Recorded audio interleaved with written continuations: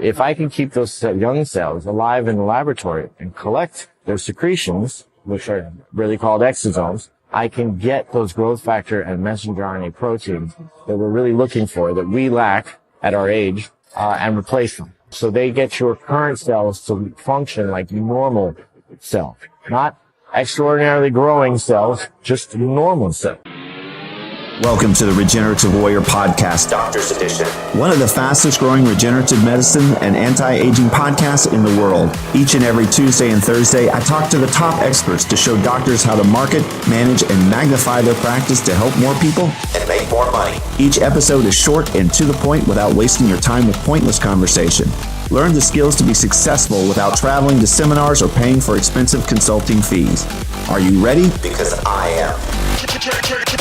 I'm Dr. Ross Carter, and it's time to start the Regenerative Warrior podcast now.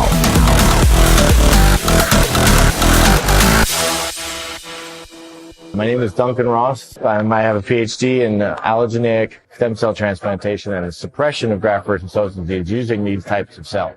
I'm from the hematology department. And just for fun, I decided I'd go read the hematology book that is given to the medical school students, and see where it touched. And there were only about 2 paragraphs or less about what I did in bone marrow transplantation. But if you can find a book on bone marrow transplantation, not regenerative medicine, bone marrow transplantation, since 1950. Right, so it's been around a while. A long time. And so there's all kinds of knowledge that has been imparted, even the proteins that are involved, the cell types that are involved, et cetera, et cetera. Yeah. Just reading that book would make you understand what to do from that point on, rather than listening to everybody making stuff up and every provider of products telling you it does one thing, it does the other. Right. We already know what these cells do, and we have for 70 years. That is why I got into regenerative medicine, because I saw all this, quote unquote BS. And I was like, well, I'm going to go into that field where, I know what I'm talking about and other people don't. So tell us what we don't know. So for instance, I could have told you whether stromal vascular fraction from fat or bone marrow was going to be better to treat a knee, an arthritic knee. Why? You might say, well, but there's more mesenchymal stem cells in fat. That's been shown. Yes, that's true. Fine.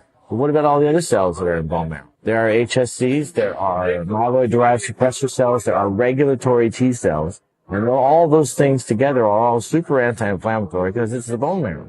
The fat can be inflammatory if you're obese, right? So you would have known from the very beginning that if you're trying to stop inflammation, go with the bone marrow. Don't go with the fat. Now, if you're looking for an extracellular matrix, fine, maybe you want to use the fat. But we'll combine the two. And in fact, at the last year's Toby, I didn't go to this year's, everybody was starting to combine the two. Bone marrow and fat together. Okay. Well, we'll just throw everything we got in there. You could have come to that conclusion a lot earlier. And so I still have no problem with bone marrow. The problem is the bone marrow is old and you can't squeeze blood out of a turnip. So I can't get regeneration out of older patients that don't have cells to begin with. So you have to, understand some of these older patient cells, no matter how many you give them. I mean, I can expand them, and I used to do that. Take a 90-year-old man, take his bone marrow, expand it, give him 20 million of his own mesenchymal stem cells, and nothing happened. Nothing. Was it because of the strength of the cells? It's because the cells are epigenetically closed, which is what happens over time, and it's supposed to happen. We're not supposed to be able to drink milk when we're older, right? The lactase gene, and specifically the gene that controls the lactase gene, gets closed over epigenetically, and it doesn't function, so you don't make lactase. There's some white Northern Europeans that have that mutation that allow that gene to be expressed for longer periods of time. But every gene works like that. IGF, HGF, all these things are supposed to be closed over time so that you stop growing. Otherwise, we'd all be 100 feet tall. So it's better to use young cells, right, to try to open up those processes. And where do you get the young cells? Well, the one that everybody talks about today is cord blood. However, those cord blood cells are allogeneic cells. So if I really wanted to do a leukemic bone marrow transplant on you, I would need 3 cord blood banks to put into you to regenerate your immune system, A.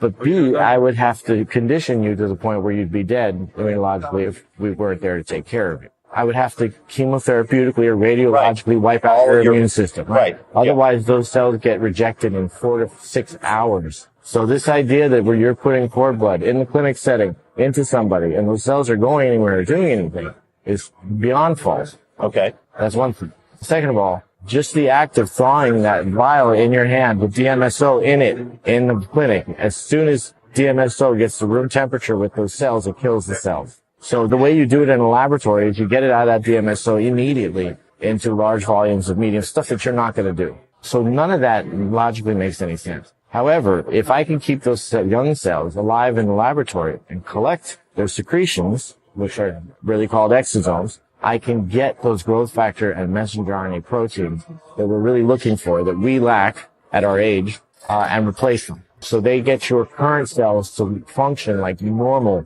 cells, not extraordinarily growing cells, just normal cells. Normal anti-inflammatory cells, normal growth patterns, normal anti-tumor effects, just whatever a normal baby cell acts like. And yeah, it wants to grow, but it doesn't want to grow in a tumor-like fashion. It just wants to grow. Right. And that's what happens.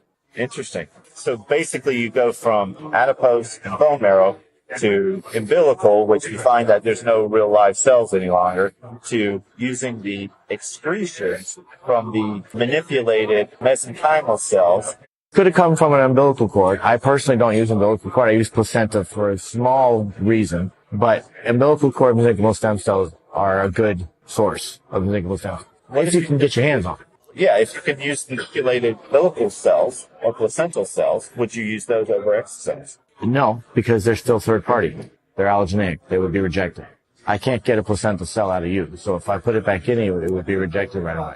Hi, sorry for the interruption. This is Dr. Ross Carter. Frequently, I get asked, who are the best companies for stem cell products, exosomes, marketing, consulting, and other products and services mentioned on this podcast? The mission of this podcast is really to provide free education for doctors in regenerative medicine and anti-aging. And after extensive research and negotiation, we've worked out special pricing for all of our listeners. And I put this together in one place. To learn more, just call us at 866-9-WARRIOR. Again, that number is 866-9-WARRIOR or 866-992-7746. Back to the program. There is a Nature article saying that stem cells are immune evasive, not immune privileged. The reason for that is we have class 1 MHC on our cell surface and class 2. Class 1 has to be there, otherwise the cell is going to reject it, period, because it thinks it's a virus. Class 2 is there on some types of cells, specifically macrophages, monocytes, things like that. Class 2 will get rejected very quickly. Class 1 gets rejected a little slower. So a mesenchymal stem cell is immune evasive, but it is not immune privileged. It is going to get rejected just a little bit slower than, say, a macrophage would. Would amniotic fluid or amniotic tissue be rejected by another person's body? Well, amniotic tissue, that's just the actual tissue, no. But the cells that are in that tissue, yes. That's why the FDA has said that you can't have cellular products in your amniotic fluid anymore. They're not going to let you sell the tissue anymore because people like to inject that shit intravenously. And then there's a problem with embolism. But the actual structural fibers, no, that's fine. If you're going to do an IV treatment, what should you use? Well, we do, I'm going to say you use exosomes. And remember, I've done everything else. I started where everybody here started. When I got out of graduate school, I knew people were using mesenchymal stem cells. I knew MSCs were used to suppress graft versus host disease. And I knew that 15 million with MSCs would suppress chronic graft versus host disease. So that's where I started going from. Okay, well, I can only get 150,000 MSCs out of somebody's fat. That's a long way from 14 million. Well, maybe let me expand with the 14 million and see what kind of responses I get. So, and I would go IV with these things, they're autologous. I never injected allogeneic cells into somebody because I think that's irresponsible. But in growing different aged cells, I had 18-year-old paraplegic patients and 70-year-old COPD patients. I started to realize that the only ones that were worth anything were the 18-year-old cells. So I started saying, okay, I'm not even going to grow your cells anymore, but I will give you the growth factors from the 18-year-old. Because when I took those and put it on the 80-year-old cells, 70-year-old cells, the 70-year-old cells started growing. So that immediately told me in vitro that it was the paracrine effect. I still didn't know what an exosome was, but I knew it's a paracrine effect. And then I started doing the research to figure out how that was working. So allographic exosomes are okay? They're okay because they're too small. They don't have MHC on the surface of their cells, specifically when you take them from a mesenchymal stem cell. If you took an exosome from a macrophage that was activated, it would have some class 2. But you still can't see that class 2 with a T cell because it's too small. So that exosome would have to be taken up by another macrophage that would then have to present that class 2 and also be activated for a T cell to see it. So there's many more hoops that it has to go through to become inflammatory. Thinking as a provider, what I run into is you hear so much bullshit. It's this and this is I know why that is. So there have been tissue banks around. All this. No, there's tissue banks around for 40 years, right? Yeah. And they have to get tissue bank certification. Once they've got tissue bank certification, they're looking for other products that they can get into. That's how this amniotic fluid thing started going. It's one more tissue product to them. Right. However, the other tissue products to deal with, then there's decellularized bone or things that are dead. So how to keep something alive is not something that any of them were ever taught how to do, nor do you need to have that education to have a tissue bank license. So there aren't any scientists out there that know how to handle cell biologists. Right. They're not present at tissue banks. They don't hire them. That's scary. Yeah.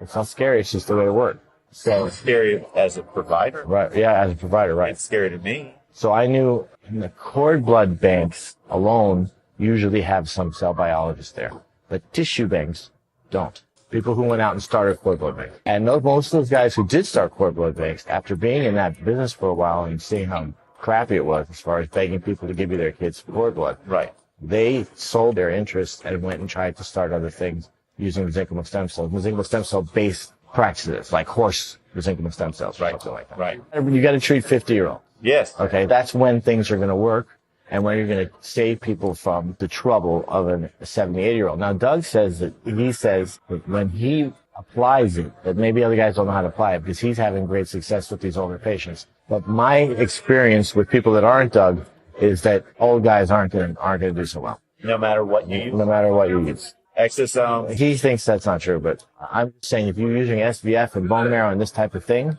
on a 75-year-old, it's not going to work. And what about... Now, the exosomes, I didn't have the exosomes when I was treating those patients. So you don't know. So I don't know. And now I don't bring in the clinical data anymore. Doug does. And I have a group of epidemiologists that I'm paying because we're trying to take this through the FDA as a drug. So I am collating now all of this data. But the only data I have gotten collated is Doug's. And we've emailed all the other doctors who've been using exosomes, and we're trying to get their experiences back so that we can present that to the FDA. But you'd have to wait. It takes a long time to get that through. Yeah, if they ever do it, right? And then you're going to try to make a drug out of an exosome. Right. Interesting. That's all the time we have.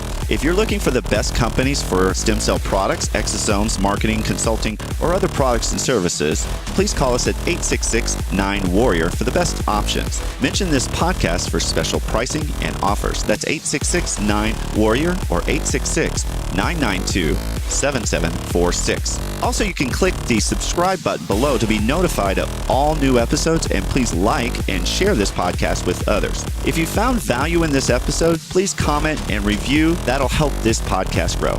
If you'd like to learn more about this or any other speaker, click on the show notes or visit us at regenerativewarrior.com. If you'd like to be a guest on our show, we'd love to have you. Just go to our website and click the application link. You can contact me at Dr. Ross Carter at regenerativewarrior.com with show ideas, or if you'd like me to present at your event. Until next time, this is Dr. Ross Carter, signing off.